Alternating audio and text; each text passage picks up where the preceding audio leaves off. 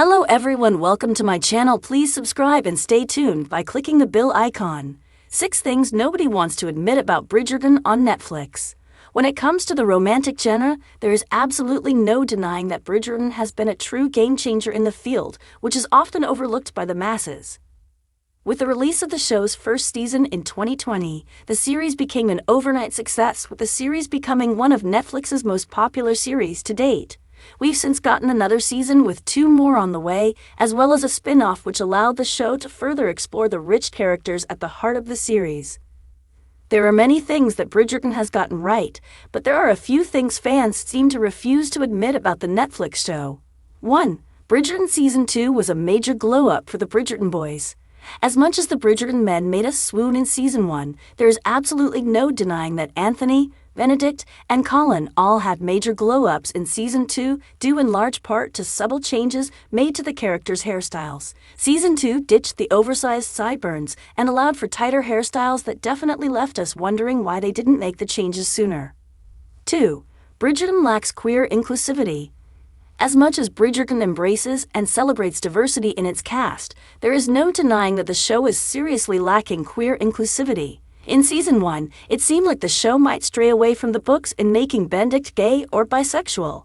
However, the plotline was abandoned entirely in Season 2, with the show pulling a bait and switch on audiences. When looking at the cast, there is not a single LGBT+ character within the lead ensemble of the core show, which is truly tragic. We saw some progress made in the show's spin-off Queen Charlotte with the love story of Brimsley and Reynolds. However, the franchise has a long way to go in bringing queer representation to the forefront. 3. There should be more Bridgerton spin-offs. If Queen Charlotte taught us anything, it's that this franchise deserves more spin-offs. The 6-episode limited series about Queen Charlotte and King George's love story was a truly masterful way to expand upon the franchise by turning back the hands of time to tell the story of how Charlotte and George's relationship began.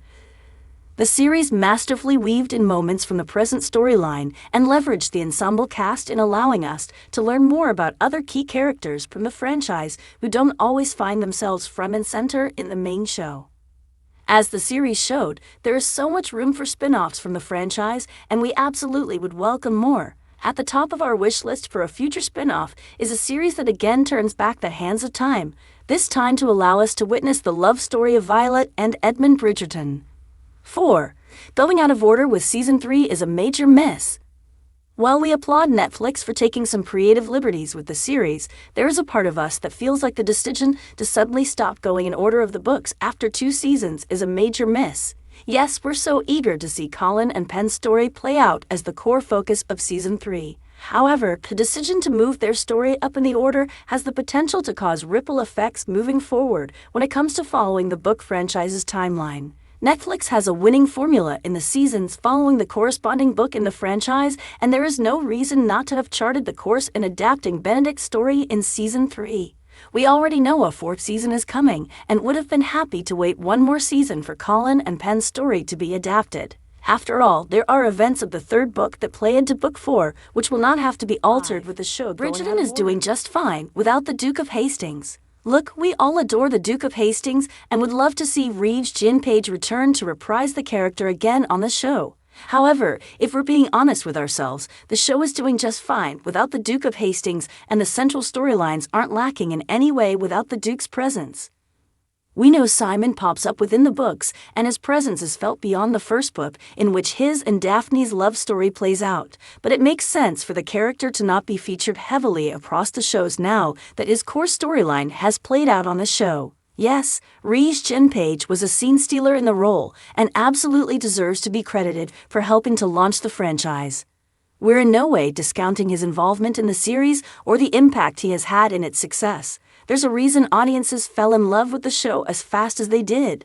However, the show has not declined in quality due to his absence, and the show has found a way to keep his spirit alive in one-off updates without Page appearing on the show. 6. The Lady Whistledown reveal happened far too soon. This one might be controversial to some, but if there is one thing Bridgerton fans don't want to admit about the show, it's that the Lady Whistledown reveal happened way too soon. Yes, we understand that the revelation worked perfectly as a final moment, but as book readers know, Lady Whistledown's identity is kept hidden from the readers until the fourth book in the series, Romancing Mr. Bridgerton. It's a major reveal as part of Penn and Colin's story, and it's a shame that the show didn't opt for the slow burn storyline with that reveal. If you like the video, don't forget to like, comment, and share.